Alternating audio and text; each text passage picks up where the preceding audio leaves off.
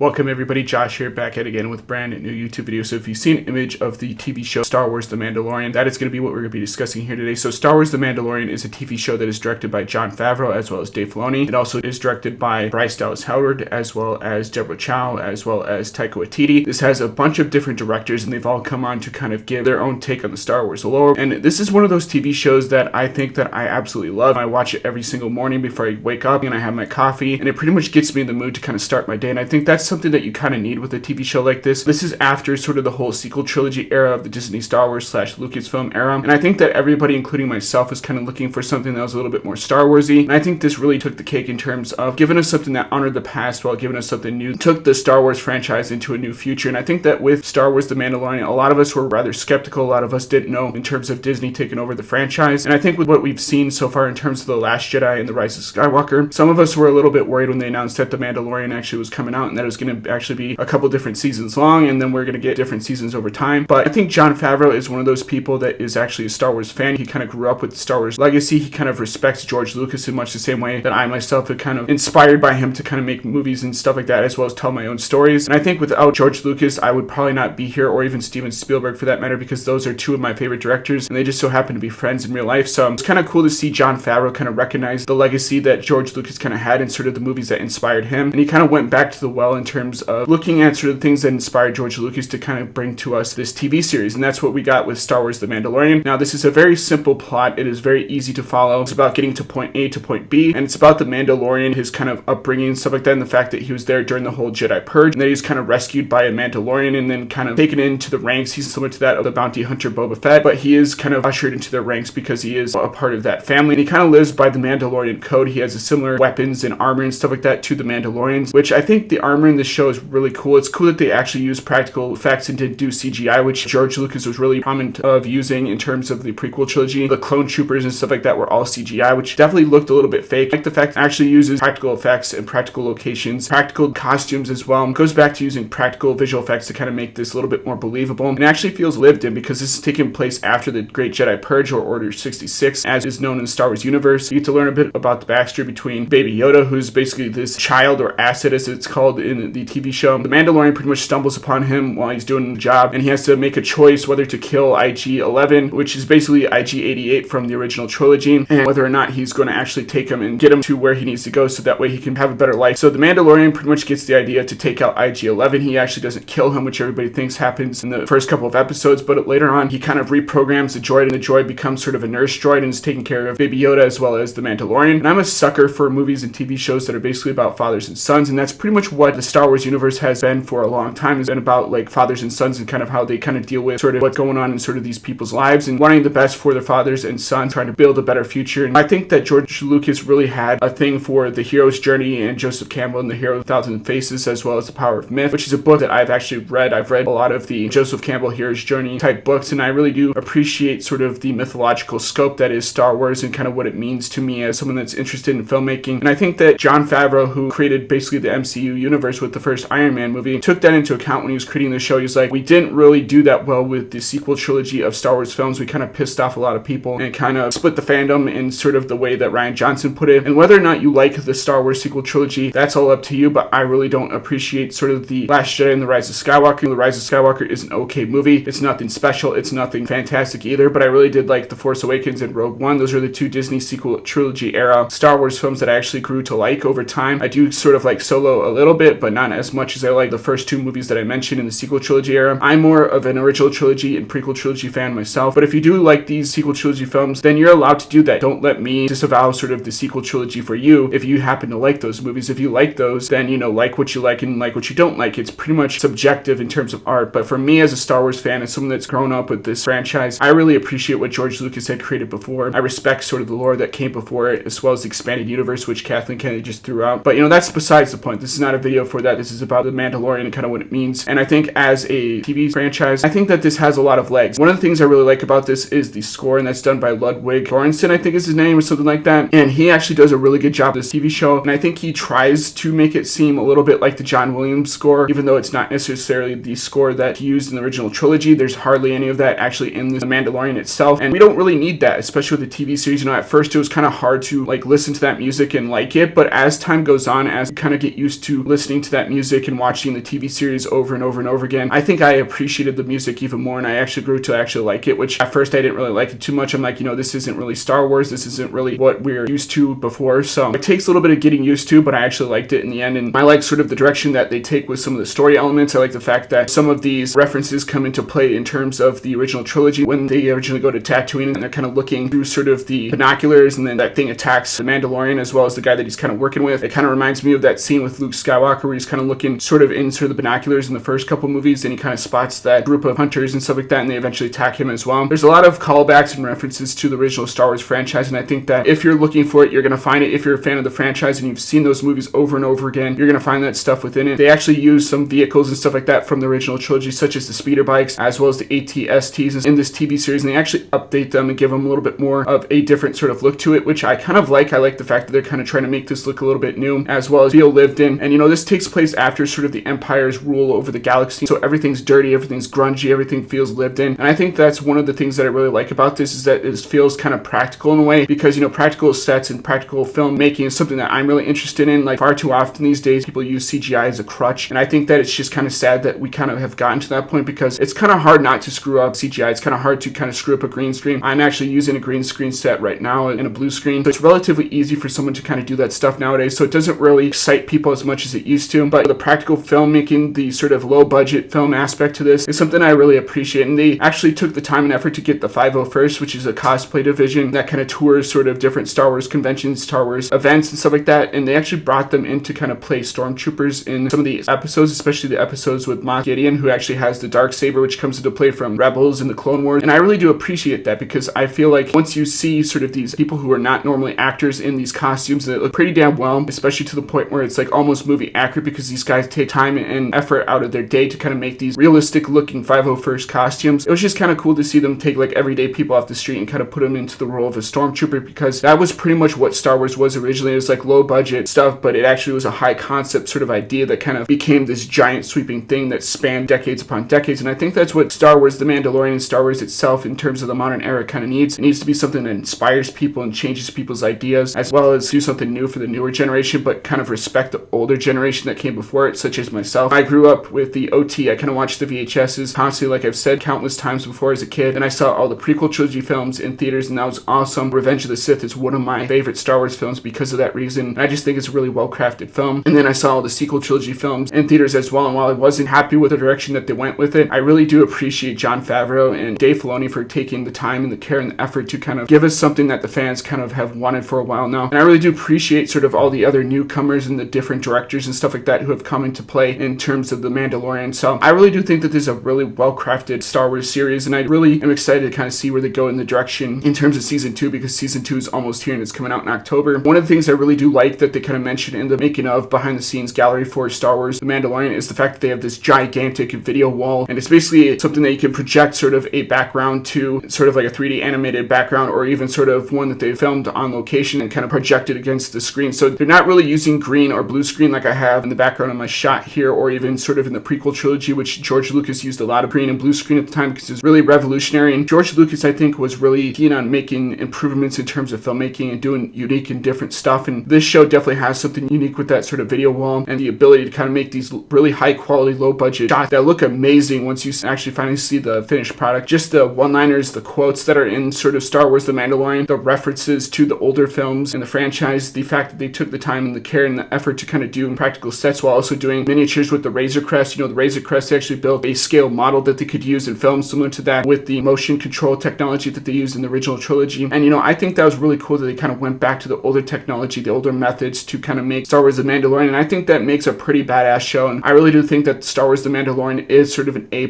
show. Like, I've grown to kind of become obsessed with this show and watch it every single day. They could have went the political route, they could have went the route that they've been going through like the past couple of years with the Star Wars franchise, but they chose not to. They chose to honor the fans, respect the fans, and I think if they do that in the future with season 2, the Obi-Wan Kenobi series, which I think is a no-brainer. I think everybody wants to see Ewan McGregor back in sort of the Star Wars mythos and see him kind of work again as Obi-Wan Kenobi. I think they're gonna have a hit, series, and even Gina Carano does an awesome job as sort of the shock trooper that was kind of there during the Great Jedi Purge. She's pretty badass. She kind of fights the Mandalorian and stuff like that at one point in time within this series, and some of the fight choreography in this show is badass. You get that opening shot where Mandalorian is kind of taking people out in the bar and see see the iris door kind of slowly crash against sort of that dude and kind of cut him in half and stuff. And it's just a really violent show. So I think that if you're a Star Wars fan like myself who's been around for ages, you're going to really find something new to like about this show. I think that if you're a new Star Wars fan, you're going to also really like the show because there's a lot of stuff in it that you're going to like from sort of the past movies if you're really into the sequel trilogy. But I'm personally not. I kind of like the original George Lucas era of Star Wars. So that's my own personal take on Star Wars The Mandalorian. I really do like this show. I watch it a lot, especially in the mornings when I'm having my coffee and trying to get ready in the morning, like I said before. I think that, the visual effects of this series is awesome. The fact that they use practical effects, like I said before, the score of this is awesome with their new composer that they got, and he does a really good job. So I think as a Star Wars fan, they really took time and effort to kind of look back into what made Star Wars great. They hired people that were actual Star Wars fans, and then they made a really kick-ass show to boot with it. So that is my opinion of Star Wars The Mandalorian. Like I said before, I think it earns that A rating, and it's definitely an A+ type of show. So I would highly recommend that if you're interested in filmmaking, if you're interested in new technologies and stuff like that, you should definitely check this show out. And that is my opinion. Hopefully you guys learn a thing or two about the filmmaking industry. And as always, guys, if you want to see more content like this down below, please rate, comment, subscribe, and I'll see you guys in the next video. Peace out.